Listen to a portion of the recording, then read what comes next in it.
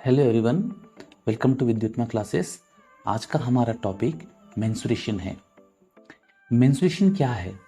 Menstruation के अंदर हम जितने विभिन्न प्रकार की आकृतियां होती हैं, जो अलग अलग प्रकार के जो शेप्स होते हैं, चाहे वो प्लेन फिगर्स हो चाहे वो सॉलिड्स हो, उन सभी का हम मेज़र करते हैं।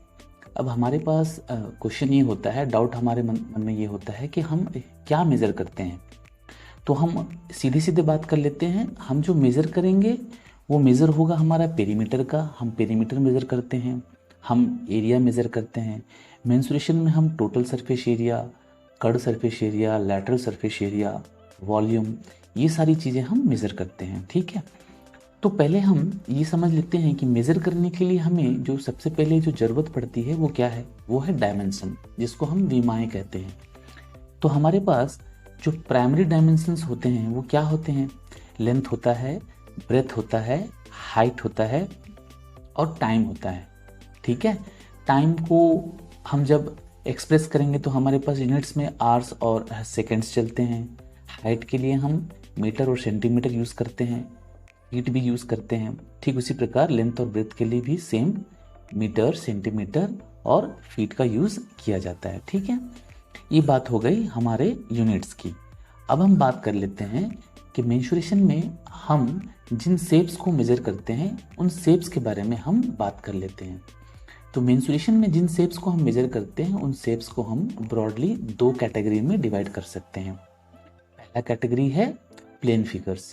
प्लेन फिगर्स मतलब ऐसे शेप्स जिसके अंदर केवल लेंथ और ब्रेथ दो डायमेंशंस होते हैं, इसीलिए प्लेन फिगर्स को हम 2D शेप्स या 2 डायमेंशनल शेप्स कहते हैं। इसके अंतर्गत कौन कौन आते हैं? इसके अंतर्गत हमारे पॉलीगन आ जाएंगे और सर्कल आ जाएगा। पॉलीगन को भी हम आगे अगर और ब्रॉडली अगर हम डिस्कस करें तो इसे भी हम दो पार्ट्स में बांट सकते हैं। एक होगा हमारा ट्रायंगल और दूसरा होगा हमारा क्वाड्रिलेटरल। क्वाड्रिलेटरल भी पैरेललोग्राम और ट्रेपीजियम में दो कैटेगरी में हम इसे कैटेगराइज कर सकते हैं। पैरेललोग्राम भी फिर हमारा रेक्टेंगल, स्क्वायर और रोम्बस में कैटेगराइज हो सकता है। तो इतने सारे शेप्स हमारे 2D के अंतर्गत आ जाते हैं। ठीक है, और इसे ही हम मेंस्ट्रुएशन में मेजर करते हैं। अब हम बात कर लेते हैं 3D शेप्स की। 3D शेप्स किसे कहेंगे? जो 2D शेप्स हैं उसमें हमारा केवल लेंथ और ब्रेथ है, एक डायमेंशन हमारा है नहीं। जब इसी शेप्स के साथ इन्हीं शेप्स को हम जब हाइट साथ में अटैच कर देते हैं या फिर डेप्थ हम जब इसमें अटैच कर देते हैं तो ऐसे सिचुएशन में हमारे ये 2D शेप्स जो हैं 3D शेप्स में कन्वर्ट हो जाते हैं। फॉर एग्जांपल, अगर हम एक रेक्टेंगल को लेते हैं तो रेक्टेंगल हमारा एक 2D शेप हुआ, इसमें केवल लेंथ और ब्रेथ है। लेकिन अगर हम ऐसे इमेजिनेशन करें कि इसके चारों तरफ अगर हम दीवार खड़ी कर दें तो दीवार अगर हम ऊंची करती जाएं तो लास्ट में इसे छत से अगर बंद कर दिया जाए तो ये एक क्यूबॉइड या क्यूब के शेप में बन जाता है। अब ये हमारा रेक्टेंगल नहीं रहा, अब ये हमारा क्यूब या क्यूबॉइड में कन्वर्ट हो गया। इसका रीज़न ये था कि इसके लेंथ और ब्रेथ के साथ हमने हाइट को भी अटैच कर दिया। इस प्रकार जिन सभी शेप्स के साथ में लेंथ, ब्रेथ और हाइट भी साथ में इंक्लूड हो जाए, ऐसे शेप्स को हम 3D शेप्स या 3 डायमेंशनल शेप्स कहते हैं।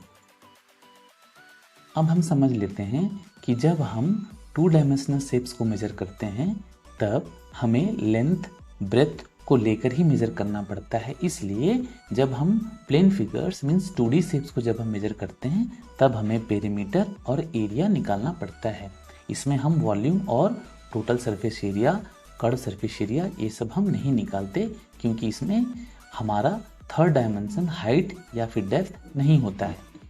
ठीक इसी प्रकार जब हम 3 डायमेंशनल शेप्स को हम मेज़र करते हैं तब उस समय हमें उन्हें मेज़र करने के लिए एरिया के प्लेस पे टोटल सरफेस एरिया या फिर कर्व सरफेस एरिया निकालना पड़ता है और हमें वॉल्यूम निकालना पड़ता है। ठीक है, अब हम बात कर लेते हैं कि मेंस्ट्रुएशन के क्वेश्चंस को सॉल्व करने से पहले हमें जो एक बेसिक टर्म्स जो यूज़ होते हैं उन सभी के बारे में नॉलेज होना चाहिए, अदरवाइज हम हमेशा कंफ्यूज होते रहेंगे।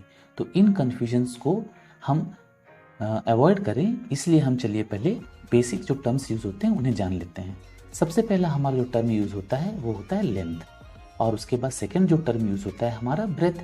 तो लेंथ और ब्रेथ को लेके पहले हमें ये समझ लेना चाहिए कि अगर हम एक कॉमन लैंग्वेज में अगर बात करें, एक नॉर्मल सेंस में अगर हम बात करें, तो दो अगर अलग अलग स्ट्रेट लाइंस हों डिफरेंट लेंथ के, ऐसे में जो सबसे लंबा होता है उसे हम लेंथ कहते हैं और जो छोटा होता है उसे हम ब्रेथ कहते हैं। लेकिन ये कोई हार्ड एंड फास्ट रूल नहीं होता कि लंबे वाले को ही लेंथ कहेंगे और छोटे वाले को ब्रेथ कहेंगे।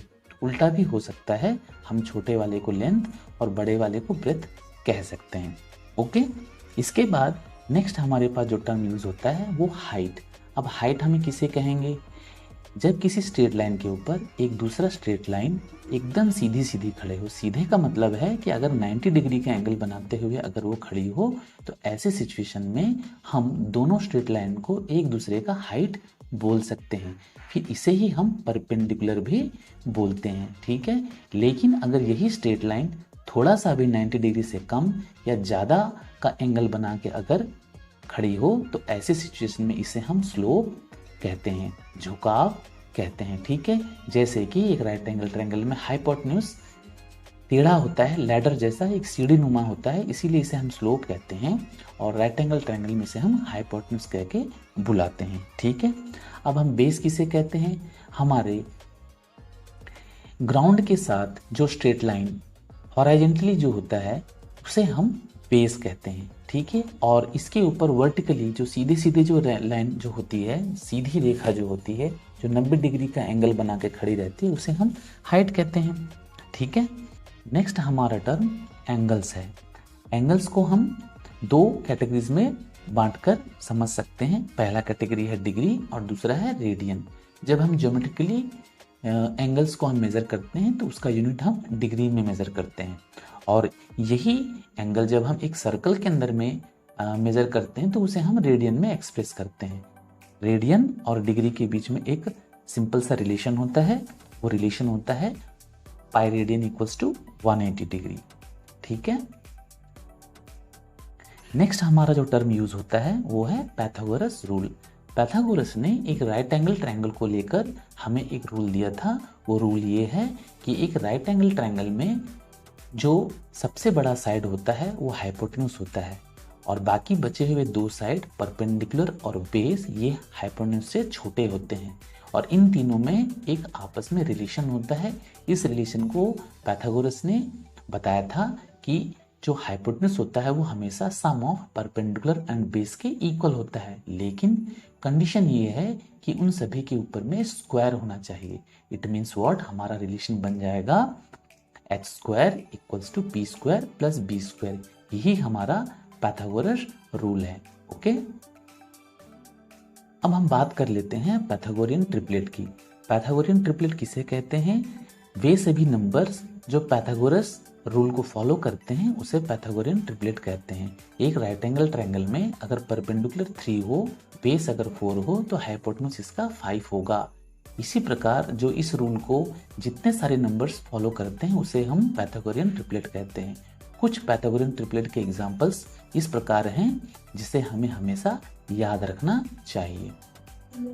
पैथागोरस रूल को हम अच्छे से इम्प्लीमेंट कर पाएँ, इसके लिए हम दो सिचुएशंस को हमेशा याद रखेंगे। पहला सिचुएशन है कि एक राइट एंगल ट्रायंगल जिसमें हमारा 30 डिग्री और 60 डिग्री का कॉम्बिनेशन बन रहा हो।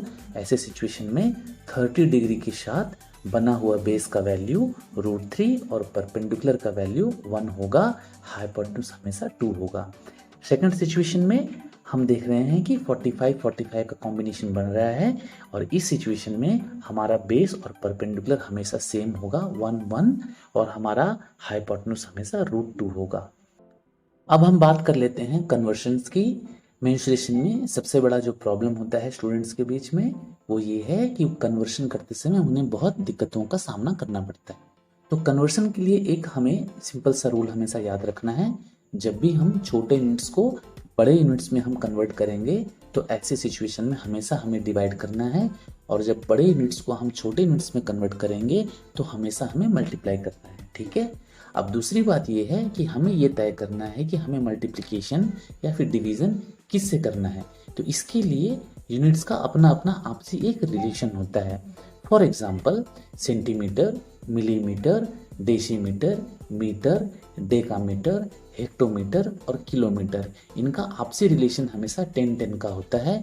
इसलिए ऐसे सिचुएशन में हमेशा हमें 10 के मल्टीपल से डिवाइड करना है या फिर 10 के मल्टीपल से हमें इसे मल्टीप्लाई करना है। ठीक है, ठीक इसी प्रकार हम देख पाते हैं कि मिनट, सेकेंड और आवर्स में 60-60 का रिलेशन होता है। इसलिए इनको जब आपस में हम कन्वर्ट करेंगे तो 60 के मल्टीपल्स में इसे हम डिवाइड करेंगे या फिर इसे हम कन्वर्ट करेंगे। ओके, हमने मेंसुरेशन से रिलेटेड सारे टर्म्स, सारे शेप्स और उनसे कन्वर्शन के रूल्स, पाइथागोरस रूल, हमने सभी बेसिक चीज़ों के बारे में चर्चा कर ली है।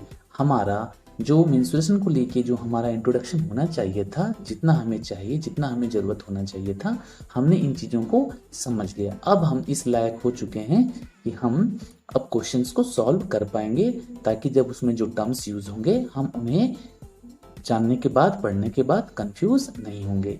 अब हमारे पास प्रश्न ये उठता है कि हम स्टार्ट कहाँ से करें, ट्रायंगल से, सर्कल से, बहुत सारे शेप्स हैं, कहाँ से स्टार्ट करें। तो चलिए हम सबसे पहले स्टार्ट करते हैं ट्रायंगल से।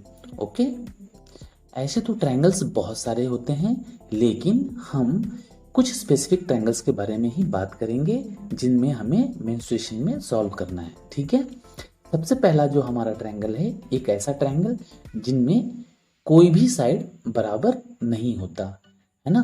ट्रायंगल के 3 साइड होते हैं और 3 एंगल्स होते हैं।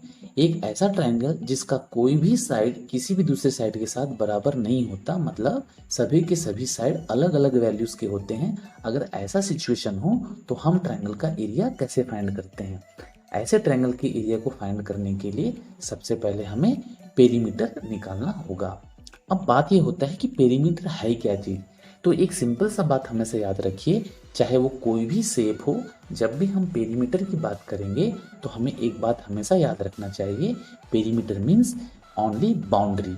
आप पेरीमीटर के प्लेस पे हमेशा अपने माइंड में एक सेट आउट करके रखिएगा कि पेरीमीटर मीन्स क्या है, हमें बाउंड्री निकालना है। ठीक है, तो हमारे सामने में एक ट्रायंगल है, इस ट्रायंगल का हमें एरिया निकालना है जिसके तीनों साइड आपस में इक्वल नहीं है, तीनों साइड अलग अलग मेजर के हैं। तो हमें पहले क्या निकालना होगा, हमें पहले निकालना होगा पेरीमीटर, उसके बाद हमें निकालना होगा उसका सेमी पेरीमीटर और उसके बाद हम निकालेंगे उसका एरिया, जिसको लेकर एक फॉर्मूला दिया गया है, जिस फॉर्मूले को हम हीरोन्स फॉर्मूला कहते हैं।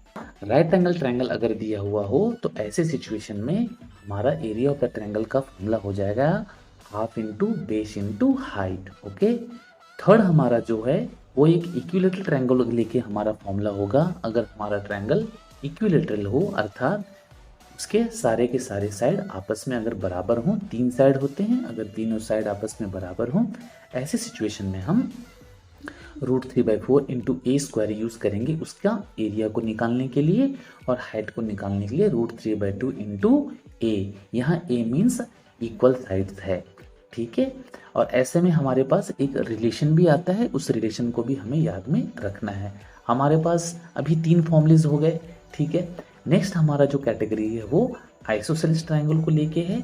अगर हमारा ट्रायंगल आइसोसेलेस हो, अर्थात केवल 2 साइड आपस में इक्वल हो, जिसे हम ए बोलेंगे, और जो हमारा अनइक्वल साइड जो बेस होगा उसे हम बी बोलेंगे।